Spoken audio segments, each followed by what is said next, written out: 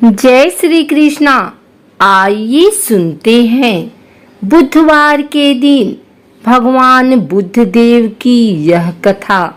समतापुर नगर में मधुसूदन नामक एक व्यक्ति रहता था। वह बहुत धनवान था। मधुसूदन का विवाह बलरामपुर नगर की सुंदर लड़की संगीता से हुआ था। एक बार मधुसूदन अपनी पत्नी को लेने बुधवार के दिन बलरामपुर गया। मधुसूदन ने पत्नी के माता पिता से संगीता को विदा कराने के लिए कहा। माता पिता बोले, बेटा आज बुधवार है, बुधवार को किसी भी शुभ कार्य के लिए यात्रा नहीं करते। लेकिन मधुसूदन नहीं माना। उसने ऐसी शुभ अशुभ की बातों को न मानने की बात कही। दोनों ने बैलगाड़ी से यात्रा प्रारंभ की। 2 कोस की यात्रा के बाद उसकी गाड़ी का एक पहिया टूट गया। वहां से दोनों ने पैदल ही यात्रा शुरू की। रास्ते में संगीता को प्यास लगी। मधुसूदन उसे एक पेड़ के नीचे बैठाकर जल लेने चला गया। थोड़ी देर बाद जब मधुसूदन कहीं से जल लेकर वापस आया तो वह बुरी तरह हैरान हो उठा, क्योंकि उसकी पत्नी के पास उसके ही शक्ल सूरत का एक दूसरा व्यक्ति बैठा था। संगीता भी मधुसूदन को देखकर हैरान रह गई। वह दोनों में कोई अंतर नहीं कर पाई। मधुसूदन ने उस व्यक्ति से पूछा, तुम कौन हो और मेरी पत्नी के साथ क्यों बैठे हो? मधुसूदन की बात सुनकर उस व्यक्ति ने कहा, अरे भाई, यह मेरी पत्नी संगीता है। मैं अपनी पत्नी को ससुराल से विदा करा कर लाया हूँ। लेकिन तुम कौन हो जो मुझसे ऐसा प्रश्न कर रहे हो? मधुसूदन ने कहा, तुम जरूर कोई चोर या ठग हो। यह मेरी पत्नी संगीता है। मैं इसे पेड़ के नीचे बैठाकर जल लेने गया था। इस पर उस व्यक्ति ने कहा, अरे भाई, झूठ तो तुम बोल रहे हो।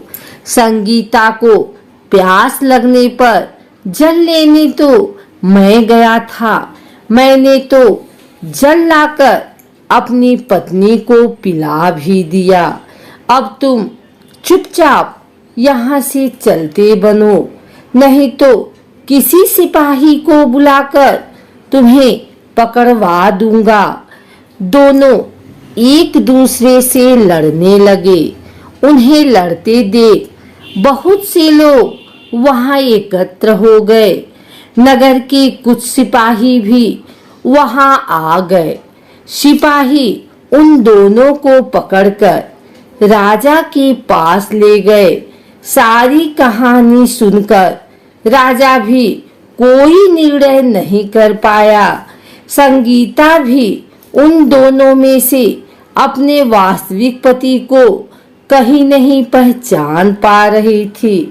राजा ने दोनों को कारागार में डाल देने के लिए कहा। राजा के फैसले पर असली मधुसूदन भयभीत हो उठा। तभी आकाशवाणी हुई, मधुसूदन, तूने संगीता के माता पिता की बात नहीं मानी और बुधवार के दिन अपने ससुराल से प्रस्थान किया। यह सब भगवान बुद्ध देव के प्रकोप से हो रहा है। मधुसूदन ने भगवान बुद्ध देव से प्रार्थना की कि हे भगवान बुद्धदेव, मुझे क्षमा कर दीजिए, मुझसे बहुत बड़ी गलती हुई। भविष्य में अब कभी बुधवार के दिन यात्रा नहीं करूंगा और सदैव बुधवार को आपका व्रत किया करूंगा। मधुसूदन के प्रार्थना करने से भगवान बुद्धदेव ने उसे क्षमा कर दिया। तभी दूसरा व्यक्ति राजा के सामने से गायब हो गया। राजा और दूसरे लोग इस चमत्कार को देख हैरान हो गए। भगवान बुद्धदेव की इस अनुकंपा से राजा ने मधुसूदन और उसकी पत्नी को सम्मान पूर्वक विदा किया। कुछ दूर चलने पर रास्ते में उन्हें बैलगाड़ी मिल गई। बैलगाड़ी का टूटा हुआ पहिया भी जुड़ा हुआ था। दोनों उसमें बैठकर समतापुर की ओर चल दिए। मधुसूदन और उसकी पत्नी संगीता दोनों बुधवार का व्रत करते हुए आनंद पूर्वक जीवन यापन करने लगे। इस तरह भगवान बुद्धदेव की कृपा से उनके यहाँ खुशियां बरसने लगी। इस तरह जो स्त्री पुरुष विधिवत बुधवार का व्रत करके व्रत सुनती है, भगवान बुद्धदेव उनकी सभी मनोकामना पूर्ण करते हैं। आइए सुनते हैं बुधवार पूजन विधि। पौराणिक मान्यता के अनुसार बुधवार के व्रत का आरंभ विशाखा नक्षत्र युक्त बुधवार को करना चाहिए और इसके बाद लगातार 7 बुधवार तक व्रत करना चाहिए। व्रत शुरू करने से पहले गणेश जी सहित 9 ग्रह पूजन करना भी जरूरी माना जाता है। व्रत के दौरान में भागवत महापुराण का पाठ भी करवाया जा सकता है। इसके अलावा शुक्ल पक्ष के पहले बुधवार से भी बुधवार का व्रत करना शुभ माना जाता है। प्रातः काल उठें। नित्य क्रिया से निपटने के पश्चात स्नान आदि से स्वच्छ होकर भगवान बुद्ध की पूजा करनी चाहिए। व्रती हरे रंग की माला या वस्त्रों का प्रयोग करे तो उत्तम रहता है। यदि पूजा के लिए भगवान बुद्ध की प्रतिमा न मिले तो भगवान शिव शंकर की प्रतिमा के निकट भी पूजा की जा सकती है।